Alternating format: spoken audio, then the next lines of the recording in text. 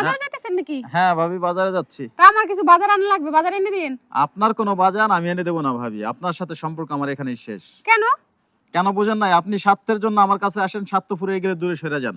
এরকম স্বার্থপর মানুষ নিয়ে আমি আর থাকতে চাই না। আরে মাইন্ড করেন কি? আমি তো আপনার সাথে কয়দিন দুষ্টামি করছি। আপনি যতকাল আছেন, আমি যতকাল আছি, আমাদের সম্পর্ক ততকাল থাকবে। ও, এখন আমি গিফট ফেরত চাইছি, আইফোন ফেরত চাইছি, এখন আমার সাথে দুষ্টুমি করছেন। আর এতদিন আমি, শোনেন ভাবি, আপনার কোনটা সিরিয়াস আর কোনটা দুষ্টুমি সেটাই আমি বুঝি না। আপনার কোনো কাজ আমি করে দেব না আমার গিফট যতদিন ফেরত না দিবেন। আরে দেওর ভাবে সম্পর্ক তো একটু দুষ্টু মিষ্টি সম্পর্ক। আপনি একটু দুষ্টামি করবেন, আমি একটু করবো, এটাই তো। তাই নাকি? হ্যাঁ। বাহ বাহ, আপনি যে কোন রূপের মানুষ এই বুঝতেছি না। সিরিয়াসলি বলতেছেন এখন নাকি দুষ্টুমি করতেছেন? আরে সিরিয়াসলি বলতেছি, ঠিক আছে? আপনার আমার সম্পর্ক আজীবনই থাকবে। তো আপনি আমার কিছু বাজার এনে দেন, ঠিক আছে?